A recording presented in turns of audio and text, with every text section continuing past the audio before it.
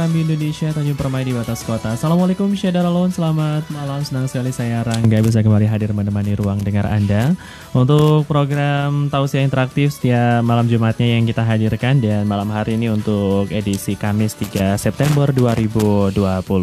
Dan pastinya Tausiah Interaktif ini bekerjasama dengan penyuluh Kemana Kota Banda Aceh Syadaralun yang akan terus hadir menemani ruang dengar Anda dari pukul 21 waktu Indonesia Barat sampai dan tuntas di pukul 22 waktu Indonesia Barat. Dan di malam hari ini Alhamdulillah sudah hadir Ustadz kita, yaitu Ustadz Zainuddin SPDI. Beliau merupakan seorang penyuluh dan yang akan memberikan sedikit pencerahan pastinya kepada seluruh Syadaralun dimanapun berada, terkhusus di malam Jumat yang sangat berkah ini. Kita langsung kita sapa. Assalamualaikum Ustadz. Waalaikumsalam warahmatullahi. Apa kabar untuk malam hari ini Ustaz? Alhamdulillah sehat. Alhamdulillahirrabbilalamin. Dan terima kasih banyak Ustaz sebelum dan sesudahnya sudah menemani Syadaralun di rumah di kesempatan malam hari ini. Nah, tema kita malam hari ini Syadaralun di rumah adalah berkenaan dengan peran dai dalam menanggulangi pandemi. Ini pastinya sangat penting, suatu hal yang krusial yang harus dibahas, bagaimana sebenarnya peran-peran dai apalagi untuk seluruh Syadaralun di bumi Serambi Mekah ini. Kita ketahui bahwa saat ini pandemi corona atau coronavirus disease 2019 belum selesai ya Ustaz ya. Dan insya Allah kita akan membahas 1 jam ke depan dengan tema peran dai dalam menanggulangi pandemi. Nah Ustaz, untuk membuka suara kita di malam hari ini, apa yang ingin Ustaz sampaikan sebagai pembuka Ustaz dengan tema kita peran dai dalam menanggulangi pandemi ini Ustaz? Silakan Ustaz. Bismillahirrahmanirrahim. Alhamdulillahirrahmanirrahim. Allahumma salli ala sayyidina Muhammadin wa ala alihi wa sahbihi wasallim. Rabbi shrah li sadri wa yassir li amri wa hlul 'uqdatam min lisani yafqahu qawli. Subhanaka la ilma lana illa ma 'allamtana innaka antal alimul hakim. Yang terhormat sedang pendengar Serambi FM rahmati Allah Subhanahu wa taala. Salah satu pejuang agama adalah para dai-dai atau para pendakwah, para penceramah agama. Peran mereka sangat penting untuk menyampaikan mesej-mesej ilahi ataupun pesan-pesan Tuhan, firman-firman Allah Subhanahu wa taala kepada manusia. Karena mereka adalah penyambung lidah Rasulullah sallallahu alaihi wasallam. Penyambung perjuangan baginda Nabi sallallahu alaihi wasallam. Jadi khususnya kita sekarang lagi dilanda pandemi atau wabah penyakit COVID-19 yang mewabah seluruh dunia, yang melanda seluruh dunia. Jadi wabah dunia. Jadi kita sebagai muslim, dan khususnya kepada para dai, pendakwah, penceramah penting. Ya, karena banyak orang putus asa gara-gara penyakit. Banyak orang cacat akidah gara-gara wabah. Banyak orang hilang iman gara-gara pandemi. Jadi penting sekali peran dai ini yang menyelamatkan akidah umat, menyelamatkan keyakinan mereka kepada Allah Subhanahu wa taala. Membawa mereka kepada Allah Subhanahu wa taala. Ya. Di peran dai secara umum, yang pertama dan utama, peran dai adalah membawa manusia kepada Allah Subhanahu wa taala. Firman Allah Subhanahu wa taala dalam surah Fussilat ayat 33, A'udzubillahi minasyaitonir rajim. Bismillahirrahmanirrahim. وَمَنْ أَحْسَنُ قَوْلًا مِمَّنْ دَعَا إِلَى اللَّهِ وَعَمِلَ صَالِحًا وَقَالَ إِنَّنِي مِنَ الْمُسْلِمِينَ. Sadaqallahul Azim. Mahfumnya, siapakah yang lebih baik perkataannya daripada orang yang menyeru, mengajak kepada Allah, mengerjakan amal yang saleh dan berkata, sesungguhnya aku termasuk orang-orang yang menyerahkan diri. Jadi perkataan yang baik, ya, yang paling baik, ahsanu qaulan, perkataan yang paling baik adalah menyeru kepada Allah, mengajak kepada Allah. Itu tugas dai, mengajak manusia memperkenalkan Allah Subhanahu wa taala, menyeru manusia untuk mengenal Allah Subhanahu wa taala sebagai Tuhan yang sebenarnya, yang layak disembah, disanjung, dipuja, ditakuti, ya, tempat berharap, tempat bergantung, tempat berlindung, tempat segala-galanya. Nah, jadi tugas dai ini membawa mereka kepada Allah Subhanahu wa taala, memperkenalkan Tuhan sampai tahap cinta dan takut. Bukan memperkenal namanya saja. Tuhan Allah taala belum cukup. Ya, itu belum mengenal, itu hanya tahu. Sampai tahap mengenalnya itu kental. Sampai ada rasa dia takut kepada Allah Ta'ala, juga cinta kepada Allah Ta'ala, juga sebagai idola. Ya. Idol. Idol itu apa arti idol? Idol sering artikan apa? Patung. Betul. Jadi bertuhankan yang sebenarnya, mengidola Tuhan yang sebenarnya, itu Allah Subhanahu Wa Ta'ala. Ini peran dai. Jadi dalam ceramahnya, dalam dakwahnya, dalam kuliahnya, membawa manusia kepada Allah Subhanahu Wa Ta'ala, memperkenankan Allah. Jangan sampai mereka buruk sangka dengan Tuhan, khususnya dengan penyakit, sebab penyakit gara-gara pandemi. Ya, menyelamatkan keinginan mereka bahwa tiap-tiap penyakit ada obatnya, ya. Bahwa penyakit itu ada kalanya menggugurkan dosa-dosa. Nah, penyakit itu menggugurkan, dan ada kalanya orang yang meninggal karena wabah dapat pahala syahid. Ya, jadi Allah tetap berkasih sayang kepada hamba-hambanya. Allah tidak berlaku zalim kepada hamba-hambanya.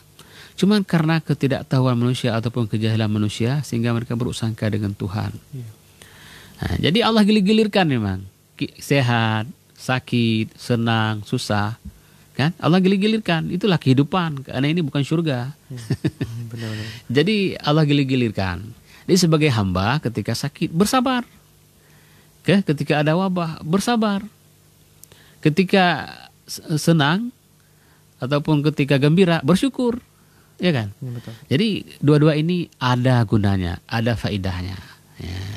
Jadi penting sekali para dai ini menyuruh manusia, menyuruh umat kepada Allah Subhanahu Wa Ta'ala, memperkenalkan mereka kepada Allah Subhanahu Wa Ta'ala sampai mereka tahap cinta takut kepada Allah, dan dalam hidup mereka ada rasa bertuhan. Jadi beda itu mengenal Tuhan dengan rasa bertuhan. Apa rasa bertuhan? Rasa kita diawasi oleh Allah Ta'ala, rasa diperhatikan, rasa dimonitor, rasa dilihat. Ini kan rasa-rasa. Iya. Nah, ini rasa ini akan timbul apabila dia kenal betul. Ya, sampai rasa Tuhan itulah yang maha pelindung, Tuhan itulah yang maha menolong, Tuhan itulah yang maha penyembuh, Tuhanlah yang maha menyelesaikan segala masalah. Nah, sehingga timbul rasa kehambaan, rasa dirinya hamba. Apa diri hamba? Dirinya lemah, ya, sehingga nggak takabur, nggak sombong. Dirinya butuh kepada bantuan, dirinya tidak ada kekuasaan, dirinya butuh kepada bantuan. Ya, ini rasa hamba. Kita ini lemah, ya. Kuasa kita terbatas. Bahkan hati kita sendiri nggak sanggup kita kontrol. Kadang-kadang sedih, kadang susah, kadang gembira. Terbolak-balik sendiri. Harusnya kan gembira selalu. Nah, mengontrol hati kita saja nggak sanggup. Nah, karena Allah yang membolak-balikkan hati. Jadi, sampai timbul rasa kehambaan. Apa rasa hamba? Kita ini hamba Allah, ya.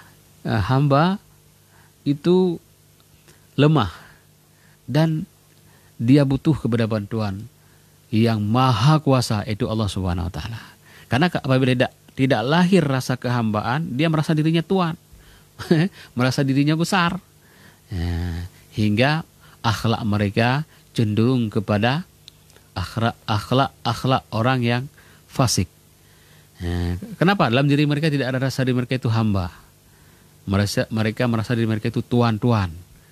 Ya, padahal kita ini semuanya hamba. Apakah kita posisi presiden, penguasa, ya, kepala kepolisian, komandan tentara, semua kita hamba. Ini kita semua itu lemah di hadapannya. Kita itu penuh dengan cacat, penuh dengan aib, penuh kekurangan. Jadi kita harus sadari itu dan perlu kepada Allah Subhanahu Wa Ta'ala untuk menolong kita. Nah, sehingga tidak ada hasad dengki dengan sesama manusia, ya. Ada kasih sayang sama manusia, dan sifat-sifat yang baik akan timbul ketika ada rasa bertuhan wujud di hati manusia. Nah, ini penting. Ini tugas dai mengajak manusia untuk memperkenalkan Allah, untuk kembali kepada Allah, untuk menanamkan rasa diri mereka itu hamba. Nah, dia tahu dirinya hamba dengan rasa hamba lain. Kita kalau ditanya, kamu hamba Allah? Iya.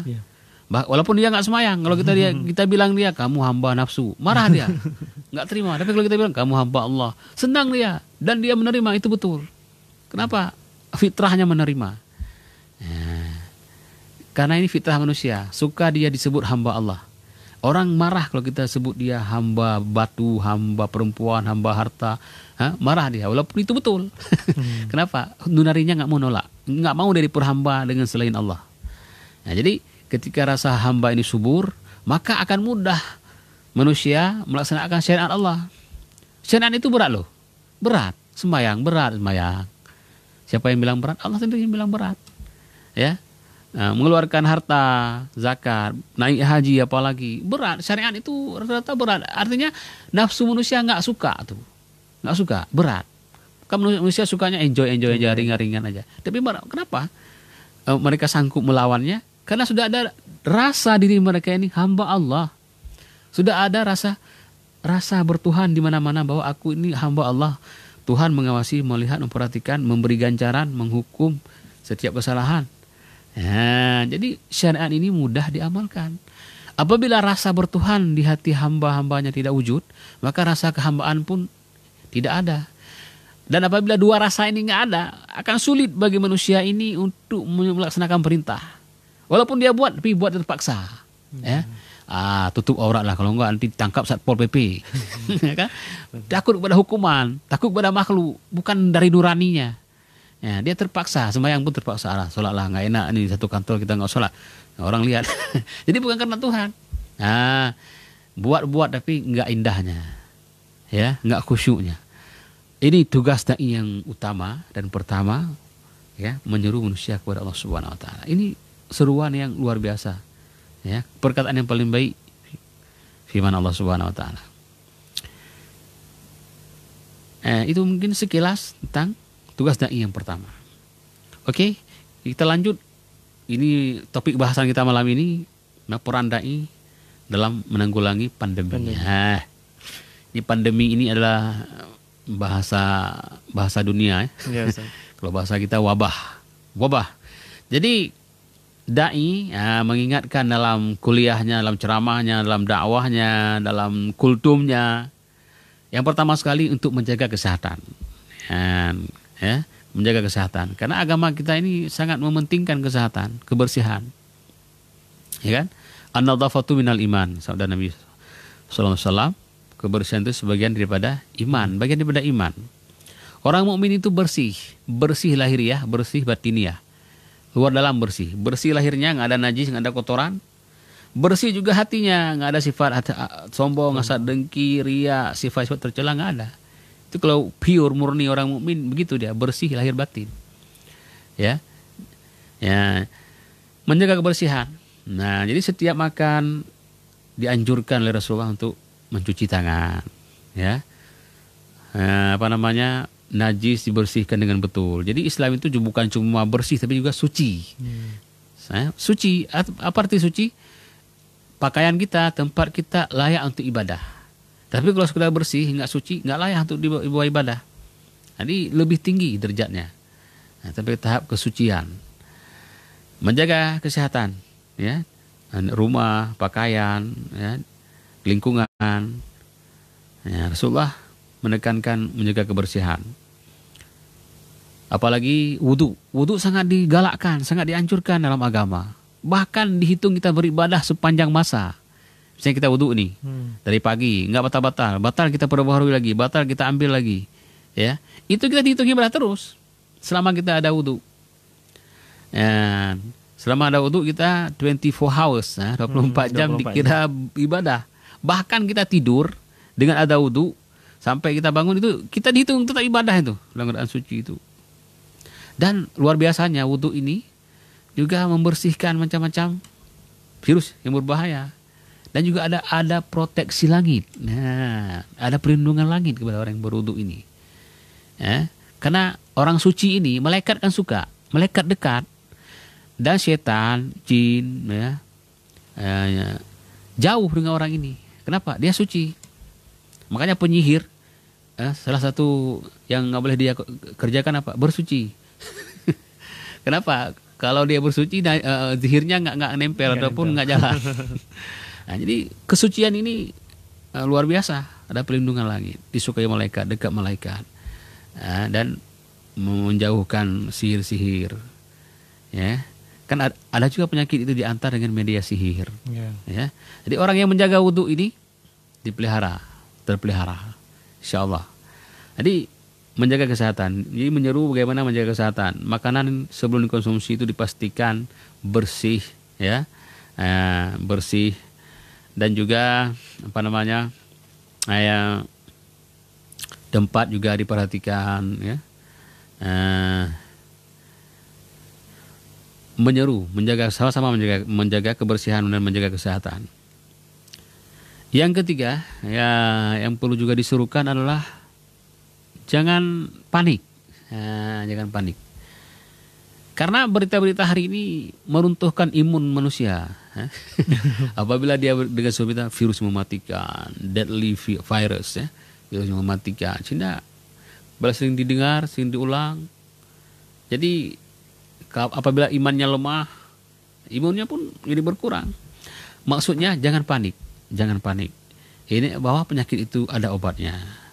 Ya. Apabila belum ajal, Allah masih memberi umur.